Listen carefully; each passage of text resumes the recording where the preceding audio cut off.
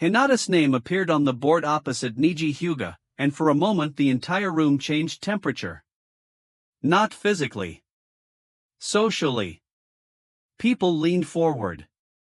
Branch and main family tensions had a way of exciting spectators who would never have to bleed for them. Some expected a lesson. Some expected a humiliation. A few simply wanted to watch noble cruelty performed elegantly enough to excuse it. Hinata stepped down into the arena with her shoulders straight. That alone was new. Naruto saw it immediately. So did Niji. The older Hyuga's eyes narrowed by a fraction. Not because he feared her. Because he recognized disruption. Hinata no longer carried herself like someone waiting to be dismissed. The fear was still there, he could feel it trembling under her skin through the court mark, but it no longer ruled the center of her stance. Kurenai whispered something from the balcony above, too soft for anyone else to hear. Hinata did not look up. Niji took his position with that same elegant fatalism he wore like ceremonial armor. "You should withdraw," he said. "We both know how this ends." Hinata's pale eyes met his. In the old days, that sentence would have hollowed her out. Now she answered with quiet precision. "No. We only know how it used to end." The proctor raised his hand. Naruto felt the room hold its breath. Then the match began. Niji moved first. Of course he did. His opening strike was textbook Hyuga cruelty, minimal motion, perfect economy, fingers aimed not at flesh but at function. Hinata slipped the first palm by less than an inch. The second brushed her sleeve. The third would have touched her shoulder if she had remained the same girl. She wasn't. She pivoted sharply, stepping through the pressure line Naruto had forced into her 100 times in the Black Court, and her own palm shot forward with enough conviction to crack air. The impact struck Niji's forearm. A dry, snapping sound echoed. Not bone. Control. Niji's eyes sharpened. The audience murmured. Hinata drew back, breath steadying, and for the first time people in the balcony noticed something strange in her movement. It was still gentle fist. Still Hyuga. But there was another rhythm hiding in it now. A colder cadence. Delays where fear should have made her retreat. Advances where caution should have made her freeze. Naruto watched without blinking. Report. Court asset performance stable. Pressure adaptation, successful. Confidence threshold rising. Niji attacked in earnest. The arena floor cracked under the speed of his footwork. Palms blurred. Hinata met him in a storm of rotating strikes, her byakugan flaring, her breathing measured, each redirection purchased through pain and discipline. Niji clipped her shoulder, elbow, ribs. She yielded ground twice, then took it back once. The crowd lost its appetite for simple mockery. Their cheers became uncertain. Their silence became attention. Then Niji closed the distance and struck 4 tenketsu in a sequence too fast for most eyes to follow. Hinata staggered. A collective inhale swept the room. She should have fallen. Instead, the cork mark on the back of her hand darkened faintly. Naruto did nothing visible from the balcony, but the hidden seal beneath the arena, one he had embedded the previous night through a shadow clone and a maintenance shaft nobody remembered, responded to his will. A pulse of darkened pressure rose through the stone. Not enough for anyone else to identify. Enough for Hinata. Her body remembered the Black Court. Pain became orientation. She stepped forward through the numbness and drove a 2-palm sequence into Niji's chest with so much force that he slid backward across the floor. The room erupted. Kiba shouted. Kurenai's hands clenched at the rail. Even Hayashi Hyuga, seated above with ceremonial stillness, leaned forward without meaning to. Niji stopped at the arena wall and looked down at the dust on his sandals. When he raised his head, the pity was gone. What remained was family. And family, Naruto knew, could be uglier than any open enemy. You changed your posture, Niji said softly. Hinata raised her guard again. Yes. Someone taught you to stop apologizing. She did not answer. Niji's gaze slid, almost imperceptibly, toward the balcony where Naruto stood. That was all the confirmation he needed. The next exchange turned brutal. Niji abandoned the pretense of correction and fought to erase the version of Hinata in front of him. 8 trigrams footwork carved circles into the arena. His palms became relentless. Hinata kept pace for 12 strikes. Then 20. Then 32. Each impact shut down another point. Her arms slowed. Her breathing hitched. Blood touched the corner of her mouth. Still she refused to kneel. Naruto felt every tremor through the court mark. Pain. Fear. And beneath both, something harder than either. Resolve. Niji's final rotation exploded outward in a ring of chakra that lifted dust and sent Hinata skidding across the arena floor. She hit hard, one arm limp, vision blurring. The proctor stepped forward. Hinata's fingers dug into stone. No, her body said even when her voice could not. She pushed herself up one knee at a time. The room had gone completely silent now. Niji looked at her with a mixture of anger and something more dangerous, recognition. Why are you still standing? Hinata swayed, then found her balance. When she answered, her voice was thin but steady. Because losing while trying to become myself hurts less than surviving is what you wanted. Naruto's eyes narrowed slightly. Good. Niji disappeared. The finishing sequence landed before most of the audience could track it. Hinata's body folded under the last strike. She collapsed to the arena floor and did not rise. The proctor called the match. Niji turned away. Then stopped. A thin line of blood opened across his cheek. The entire stadium froze. He touched it. Looked at the red on his fingertips. Looked back at Hinata lying unconscious. Only Naruto understood what had happened. In the final instant before losing awareness, Hinata had shaped one perfect, vicious answer. Not enough to win. Enough to mark him. Niji stared at the blood as though it were a prophecy. Naruto allowed himself the smallest, coldest satisfaction. When medics carried Hinata away, she passed beneath the balcony where Naruto stood. Her eyes fluttered once, barely open, searching through pain and blur until they found him. He gave one nod. It steadied her more than medicine. Gaara watched all of it. From the opposite side of the arena, surrounded by siblings who looked more like casualties than family, the Sanjin Shuriki studied Naruto with growing fascination. Not because Hinata had improved. Because the pressure around Naruto had moved without movement. Because part of the arena itself had obeyed him. Their eyes met across distance and noise.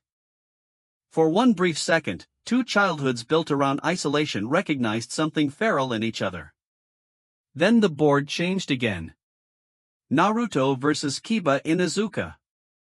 Kiba grinned like it was Christmas. Finally, he said, cracking his knuckles. I was getting tired of people acting like you're scarier than you are. Akamaru barked in agreement from his hood. Naruto descended into the arena without changing expression. He could smell Kiba before the match started, metal, dog fur, confidence, and the bright uncomplicated certainty of someone who had been loved loudly all his life. Kiba pointed at him. I'm not Niji, and I'm definitely not some random academy idiot you can stare into silence. I'm gonna put you flat on your back. Naruto looked at Akamaru. Then at Kiba. You talk to hide your pulse, he said. Kiba's grin twitched. The proctor signaled. Kiba exploded forward with beast speed and a savage arc of claws. Akamaru launched with him. Twin fangs from opposite angles. Fast enough to overwhelm most genin instantly. Naruto did not retreat. He turned one shoulder. One claw passed his sleeve. The other grazed his ribs. Then his hand touched the arena floor. Split path. A razor-thin black line raced through the stone between Kiba and Akamaru and erupted upward into a curtain of compressed force. Dog and boy were thrown apart, both landing in rough rolls. The audience gasped. Kiba recovered with an animal snarl. What was that?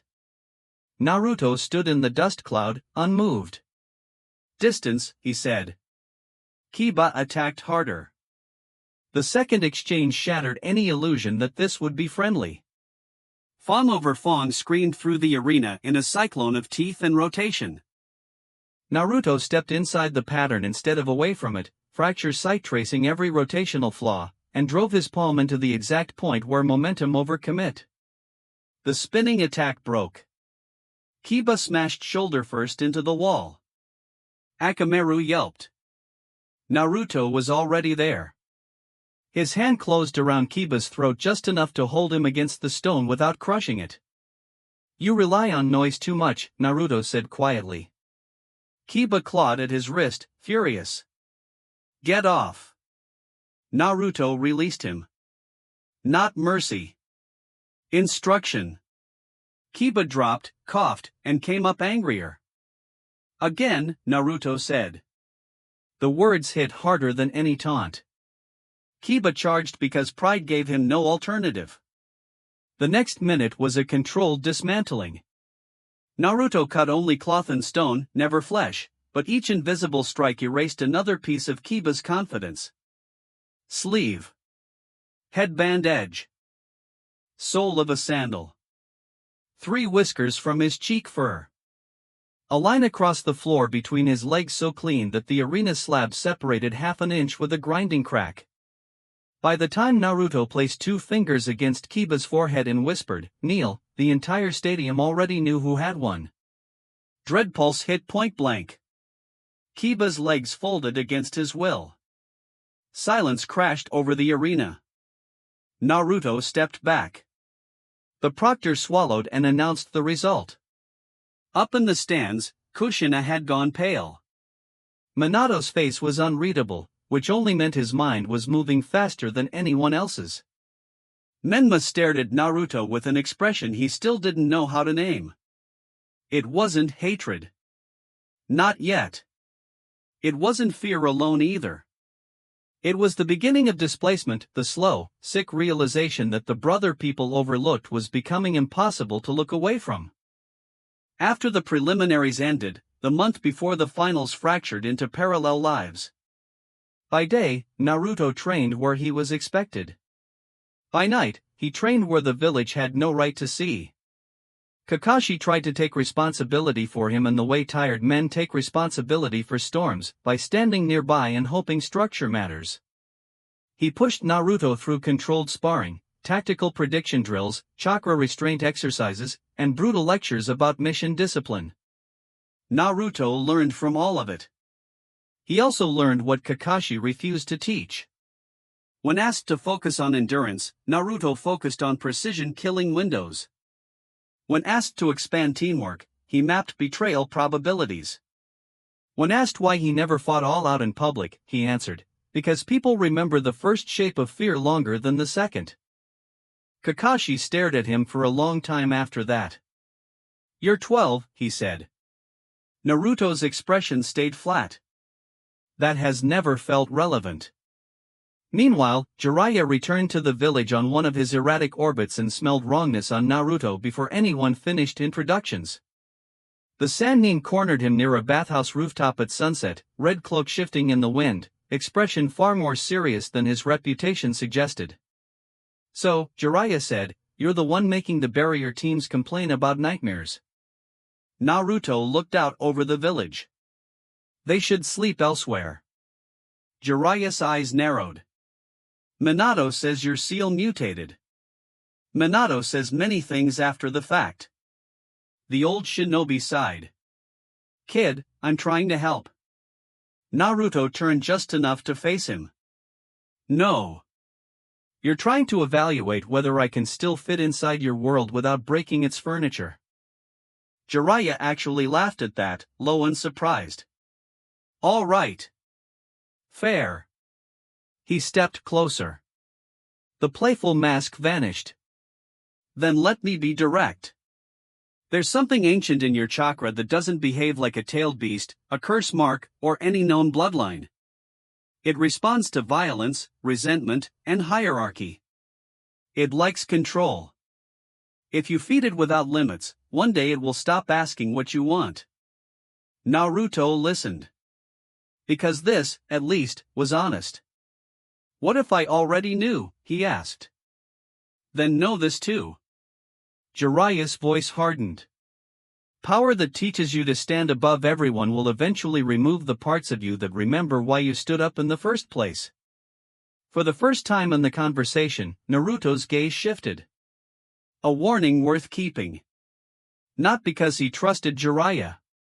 Because he didn't. Untrusted truths were usually the cleanest ones. That night in the Black Court, he repeated Jiraiya's words while Haku arranged new storage seals and Hinata sat in meditation with her palms resting on her knees. Haku glanced up first. And do you think he's wrong?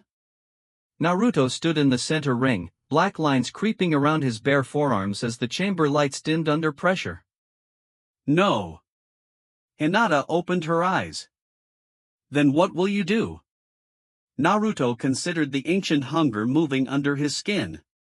It wanted expansion. It wanted obedience. It wanted every injury he had ever survived converted into architecture. He answered the only way that felt true. I'll build something inside me that can rule it before it rules me. Report. Counter-dominion concept accepted. Internal architecture path unlocked. Ability prototype available, inner court. The chamber trembled.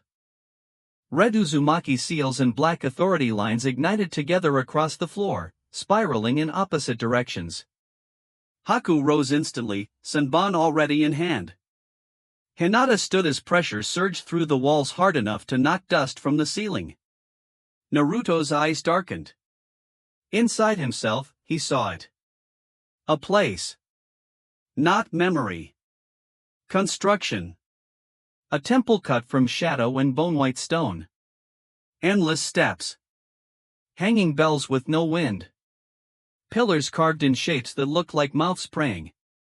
And at the center, a throne made not to comfort but to judge. He was standing before it. And something else sat on it in silhouette. Not fully formed. Not fully awake. But smiling. Analysis. Inner court established at 3% completion.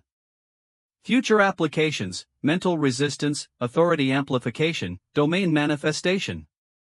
Naruto opened his eyes to find blood running from his nose. Hinata was already at his side. Haku's voice stayed calm only by effort. What happened? Naruto wiped the blood away. I found the room where I'll eventually have to decide what kind of monster I am. Neither of them laughed. The economics came next. Because war was never just steel. Through Gado's remnants, Naruto started pulling threads. Haku ran messages through black market couriers, no village office tracked.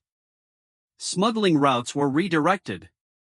Rice prices along one river district shifted enough to pressure a corrupt merchant who also supplied several minor bandit groups near Fire Country's western road.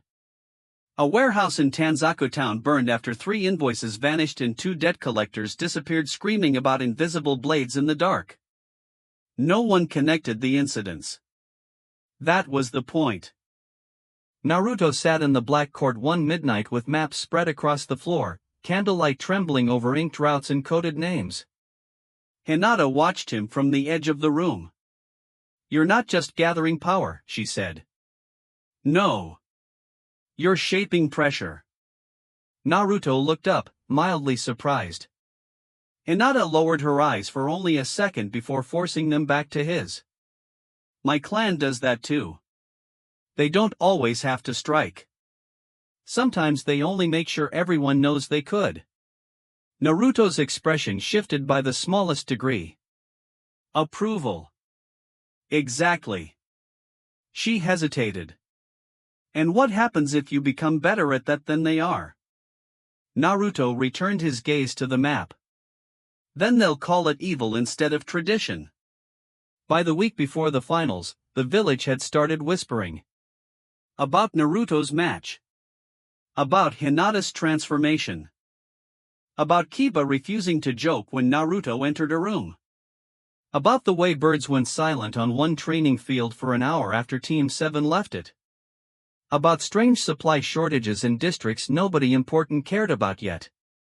About Menma training later and later each night with Kushina, pushing the Ninetales brighter, hotter chakra harder because he could feel himself being compared to a brother he still did not understand. Naruto noticed that too.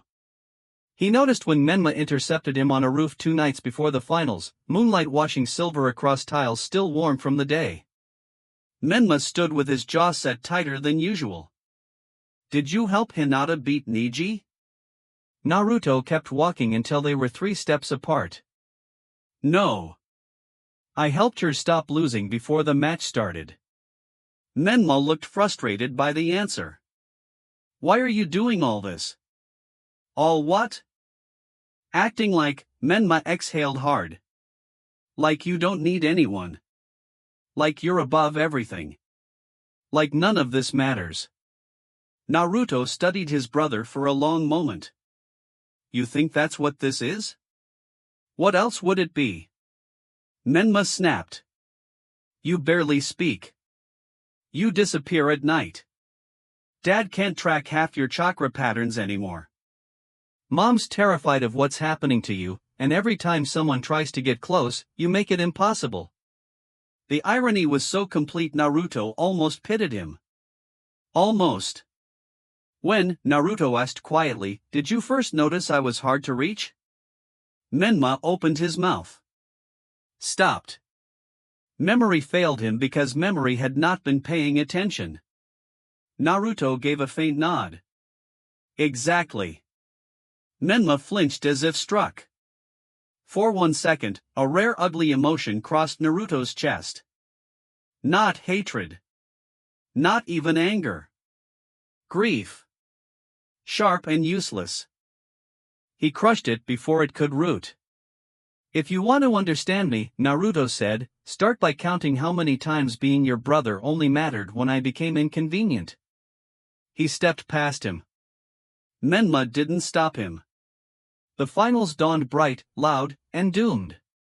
Crowds filled the stadium. Nobles glittered in expensive silk. Merchants shouted. Children leaned over railings. Shinobi from allied villages watched with curated boredom and hidden calculations.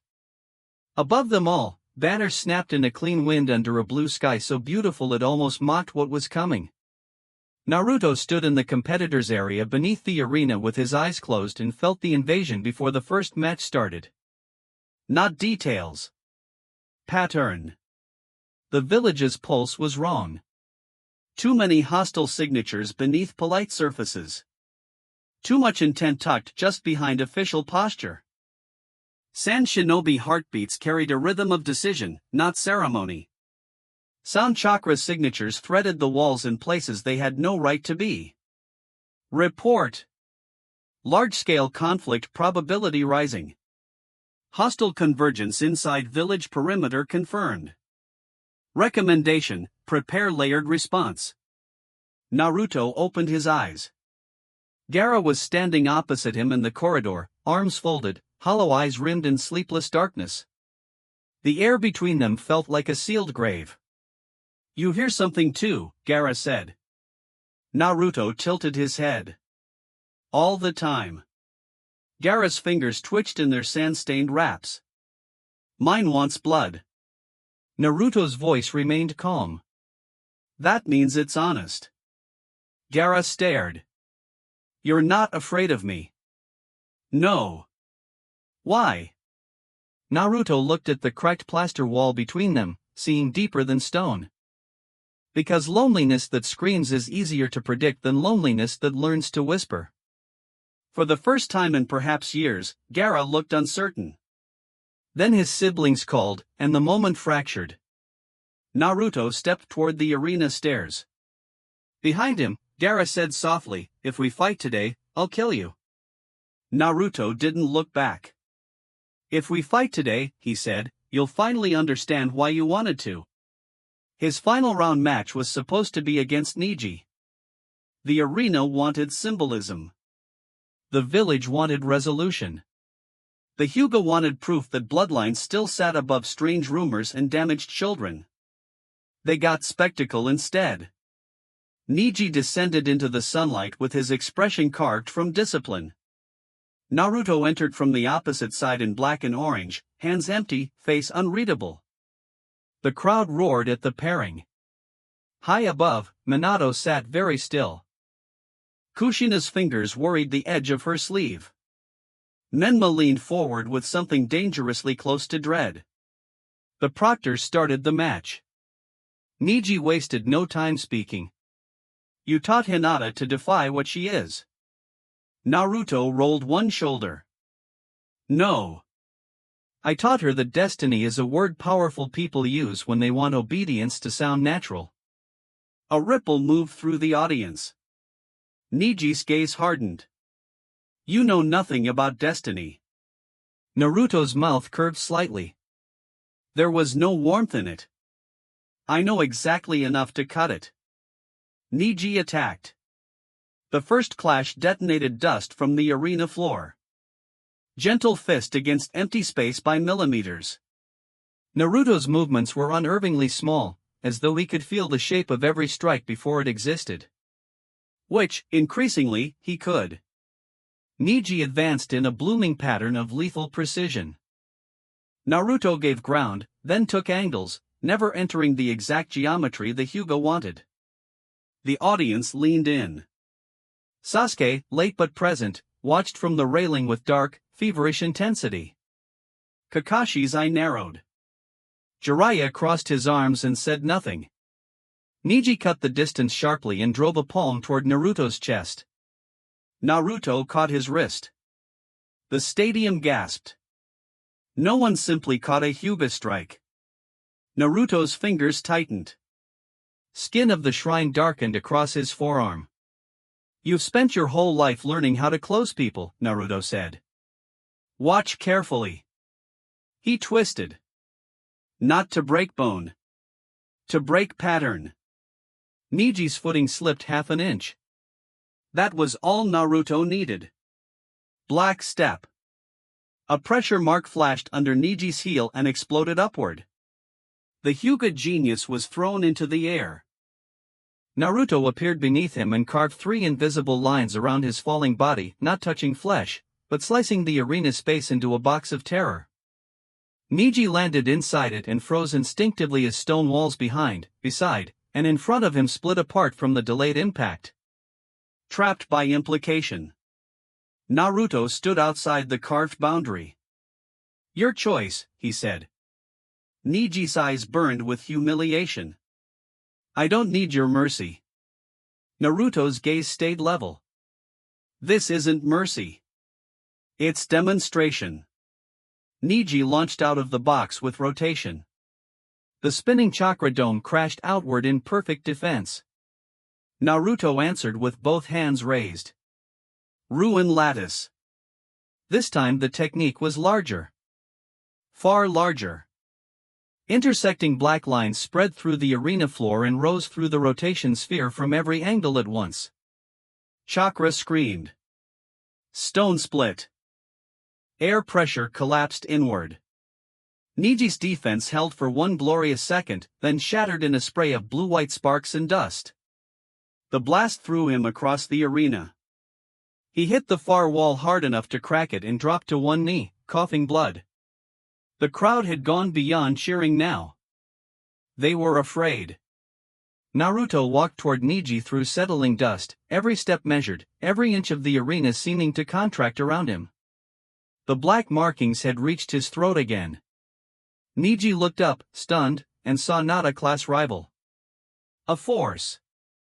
You were right about one thing, Naruto said. Neji tensed. People are trapped by what's placed on them before they understand it. Naruto stopped just out of arm's reach. The difference is that some of us learn to make the trap afraid. He touched 2 fingers lightly to Neji's forehead. No cut. No blood. Just pressure. Dreadpulse dropped the Hyuga prodigy unconscious where he knelt. The proctor called the match with a shaking voice. And the invasion began. Genjutsu petals fell from the sky like beautiful lies. The crowd sighed. Then slumped. Shinobi in the stands moved at once. Sand and sound forces shed diplomacy like old skin. Barrier teams flashed into position around the Hokage platform. Explosions cracked from the outer district. Screams rose from somewhere beyond the walls. Konoha had been opened from within.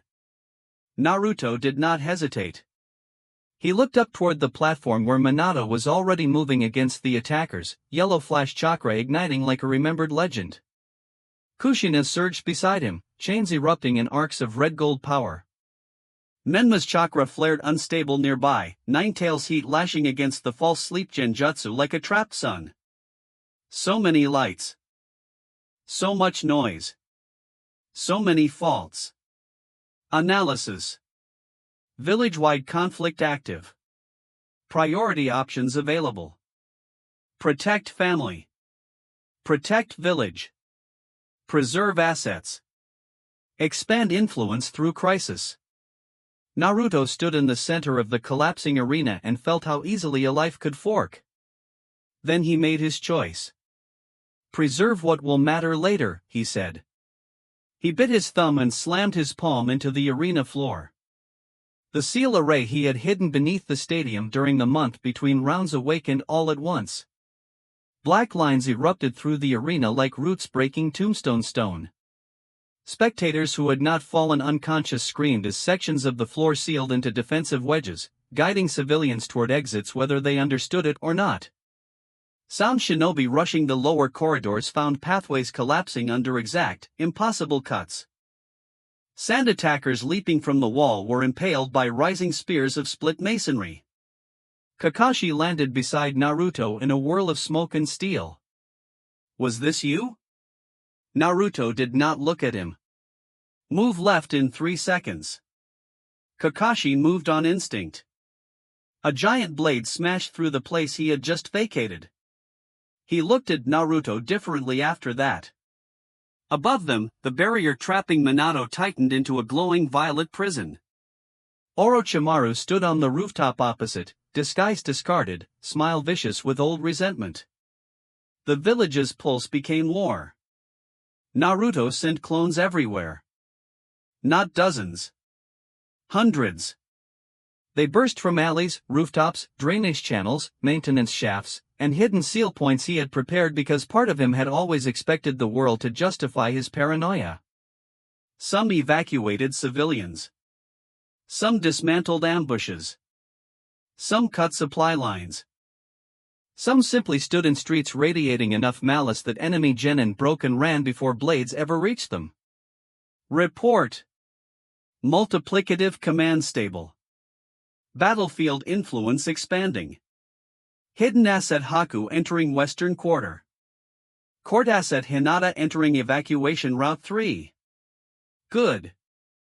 Naruto leaped from the shattered arena wall to a collapsing tower roof and from there to the main avenue where 3 sand puppeteers were butchering trapped civilians under a rain of sunban. He landed among them like an answer.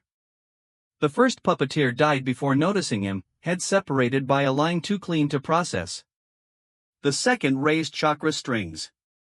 Naruto severed every finger tendon without touching bone. The third screamed and fled. Naruto let him. Fear carried faster than corpses. Across the district, Hinata moved through smoke and panic with a transformed kind of grace. The girl who once apologized with every breath now struck down invaders with pale-eyed focus, guiding children and wounded civilians behind protective routes. Naruto's clones marked in black chalk seals on the walls. Haku moved where the fighting was worst, Ice and Senbon pinning attackers in efficient silence. Twice he stepped between civilians and death without being ordered. Naruto noticed. Assets became allies through repeated choice. That mattered. Then the sand shifted. Gaara had been extracted from the arena and was being carried toward the forest by his siblings, but the pressure coming from that direction changed by the second. Frenzied. Distorted. Breaking. One of Naruto's clones reached the rooftop edge, saw the half-forming giant of sand and hatred, and dispelled. Shikaku. The beast howled through Gaara's fracture, shaking trees in the distance. Naruto looked once toward the barrier where Minato and Orochimaru clashed in flashes of impossible speed and poisonous steel. Then toward the forest where another lonely child was becoming a disaster because pain had found a larger mouth to speak through. He moved. The chase through the forest felt like entering someone else's nightmare. Branches cracked under shockwaves. Sand tore trenches through earth. Birds exploded from the canopy in terrified swarms. Sasuke intercepted once, black curse mark spreading as he tried to stop the fleeing siblings. He was thrown through trees and left gasping. Sakura arrived too late for anything except triage. Naruto passed them all. Fast. Cold. Focused. When he reached the clearing, Gaara was no longer fully a boy. Sand cocoon split. One arm monstrous. One eye swallowed by madness. The air around him smelled of blood, sleep deprivation, and ancient hate. He laughed and screamed in the same breath. You came, Gaara rasped. Naruto stepped onto the broken ground opposite him. Yes. Shikaku's pressure rolled outward in filthy waves. Naruto's answered. The forest itself recoiled. Gaara's transformed face twisted into delight. Good. Then I'll know I exist when you beg. Naruto looked at him and saw the whole equation. A child taught that love was pain. A weapon praised only when terrifying. A vessel whose monster screamed louder than his own thoughts. It was almost boring in its cruelty. You don't need blood to prove you exist, Naruto said. Gaara shrieked and attacked. The sand claw crashed down hard enough to flatten trees. Naruto vanished from beneath it. He reappeared on the giant arm, sprinting up moving sand as invisible cuts shredded the outer shell and long, shrieking wounds. Gaara roared. The arm regenerated. Sand bullets rained. Naruto's clones intercepted and burst into smoke. A tail of compressed sand whipped through the clearing and sheared an entire stand of trees cleanly in half. Slow motion took over. Splinters in the air. Birdsong gone. Heartbeat loud. Naruto landed on a shattered trunk and brought both palms together. Open. For the first time, he called on the inner court deliberately. The world dimmed. Not fully. Just enough. A circular field of blackened pressure spread outward over the clearing floor like ink dropped into water. Bells no one else could see rang once an impossible distance. Sand slowed inside the field. Motion became heavier. Sound bent strangely. Gaara's eyes widened. What is this? Naruto's markings crawled over half his face. An unfinished room, he said. Report. Partial domain manifestation active. Inner court externalization, 6%. Stability low. Consume wisely. Gaara screamed and unleashed more sand than the clearing should have been able to hold. A tidal wall of crushing earth rose around Naruto from every angle. Naruto closed one hand. Court of red dust. The entire wave split apart. Not scattered. Judged. Layer after layer carved open by invisible verdicts until the sky above them filled with raining streams of granular ruin. Naruto walked through the falling sand untouched, eyes locked on Gaara's human core deep within the beast shell. Gaara struck wildly now, panic entering the fury. Good. Fear made openings. Naruto reached him. One palm against sand. One against reality. Cleave. The partial Shikaku arm came off in a landslide of torn chakra and collapsing sand. Gaara howled. The sound shook the forest. Naruto drove forward, every step a pressure pulse, every breath colder. He broke through claw, shell, and scream until he stood directly before the exposed half-human face of the boy inside the monster. Gaara's eyes shook. "Why are you stronger?" he demanded. Naruto looked at him without pity. "Because I stopped waiting to be loved before I decided what I was." Then he struck Gaara across the chest with an open palm loaded with dread pulse and compressed authority. The impact detonated like thunder. Gaara flew out of the crumbling shell, hit the ground, rolled, and lay there gasping while the beast form collapsed around him in an avalanche of dead sand. For several seconds there was only wind. Then Naruto walked to him. Temari and Kankuro, already battered and desperate, tried to intervene. Haku emerged from the trees and stopped them with Sunban at the throat and ice mirrors shimmering at half-form. No one moved.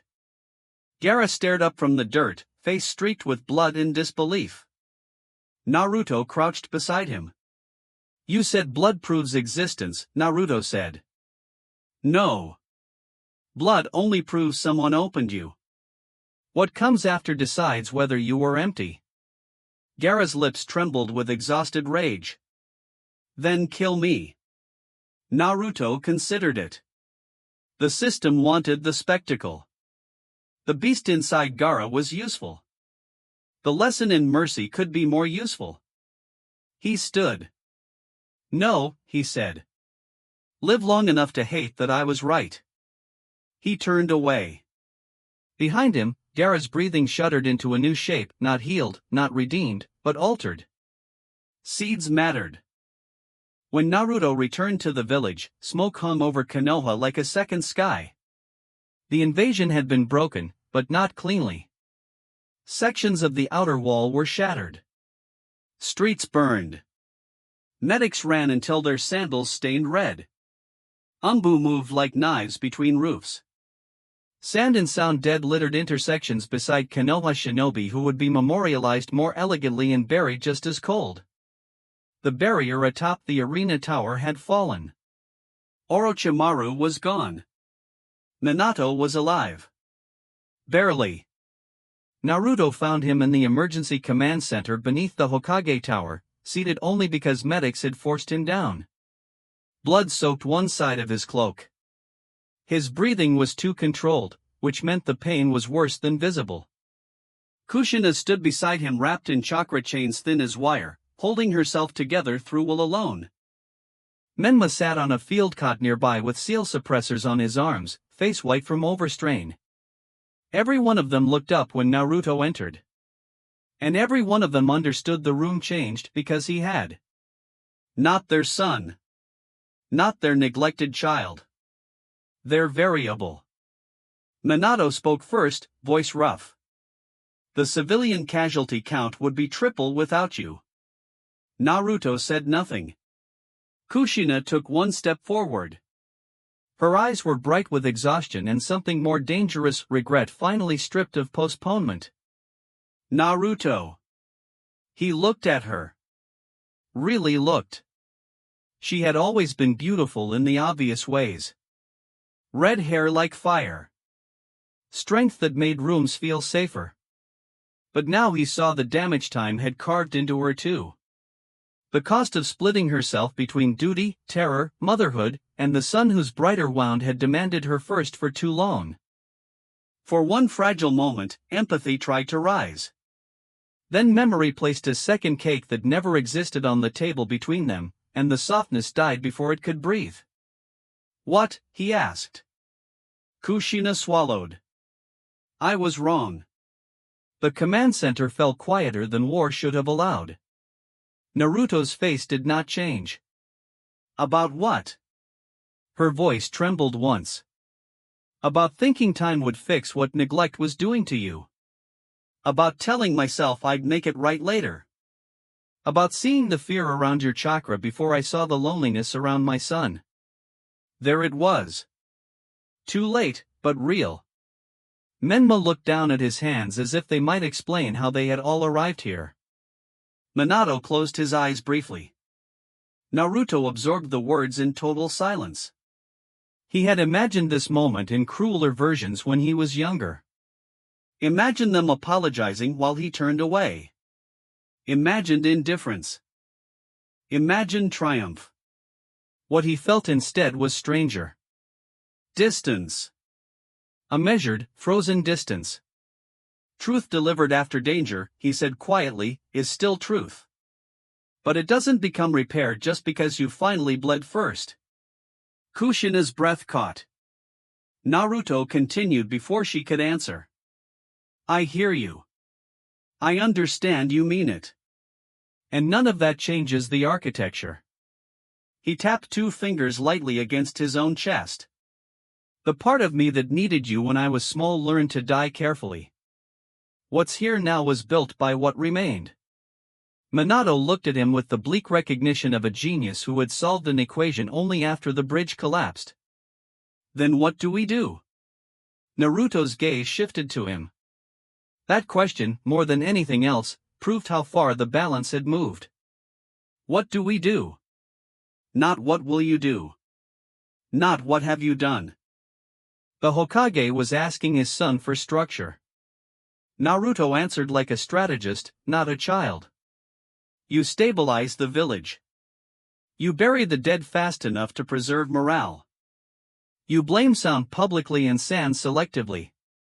You leave Gaara alive so the Kazekage succession fractures under embarrassment. You audit all barrier teams. You start looking for root movement inside relief operations. Minato's eyes sharpened. Root? They were watching before the exams. They'll exploit reconstruction. Kushina stared at him. How do you know that? Naruto's mouth curved faintly.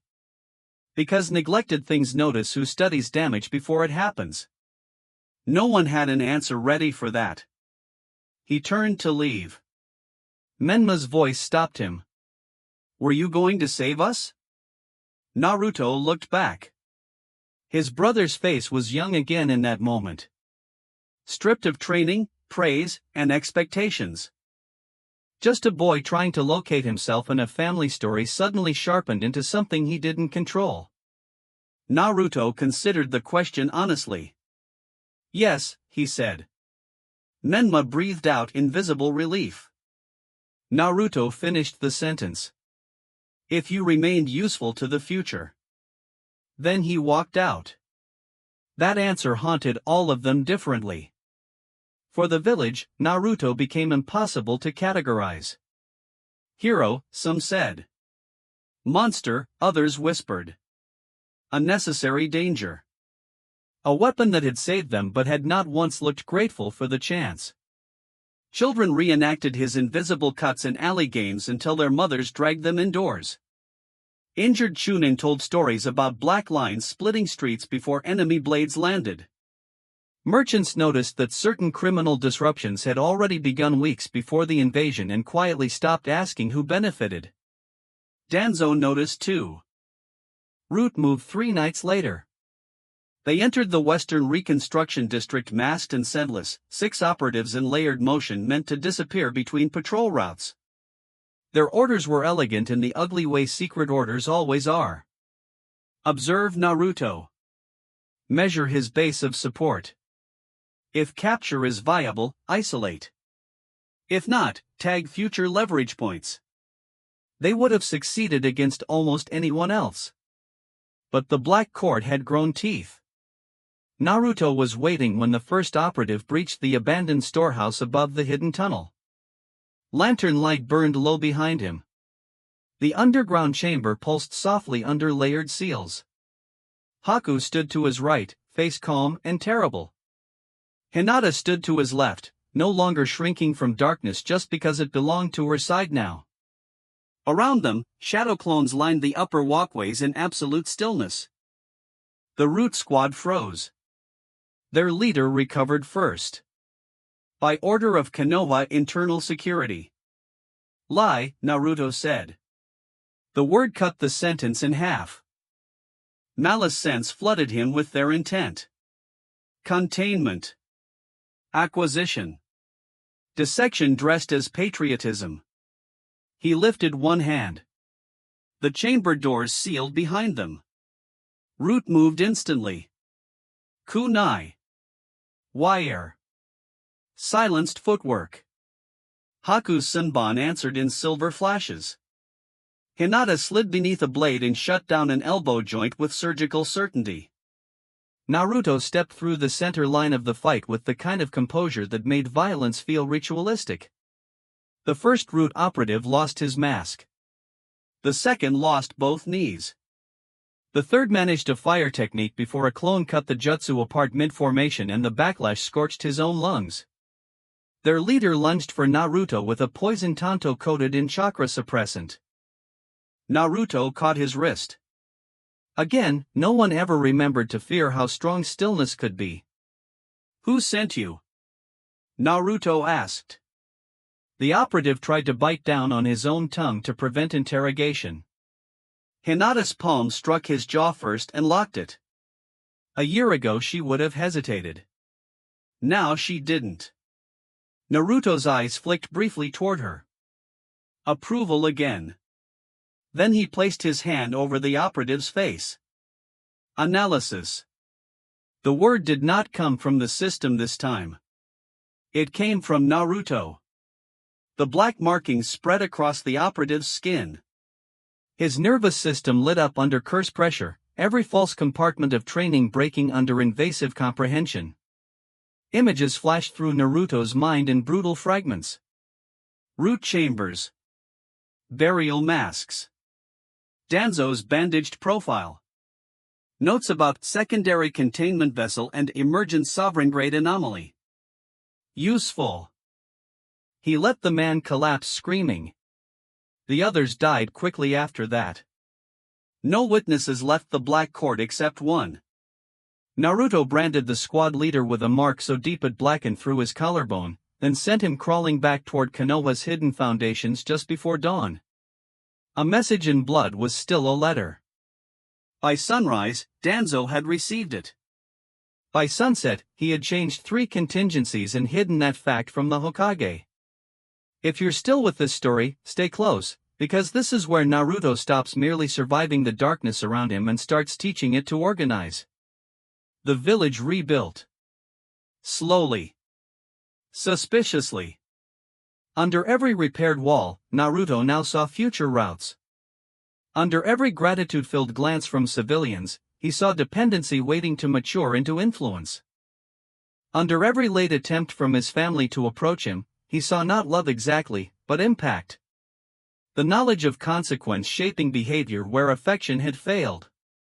And beneath all of that, deeper than politics, deeper than revenge, something older was moving. The inner court would not let him forget.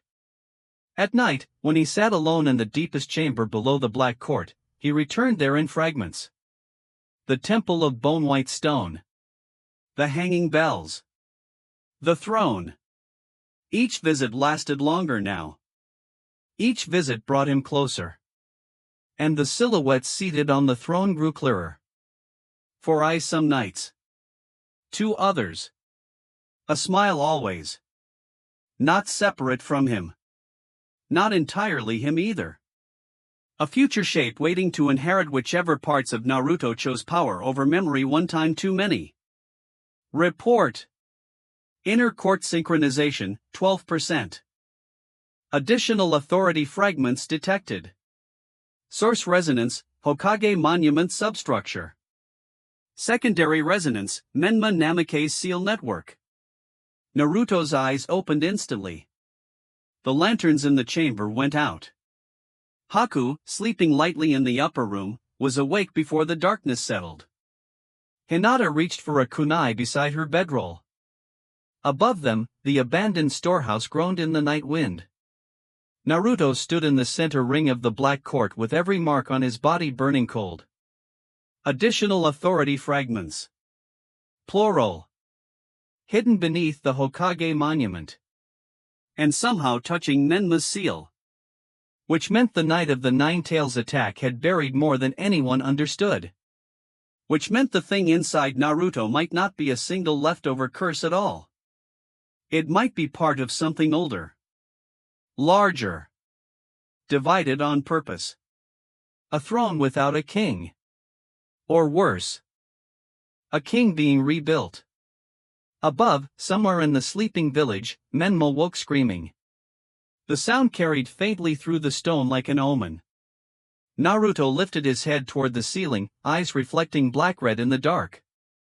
For the first time in a long while, his calm sharpened into something dangerously close to anticipation.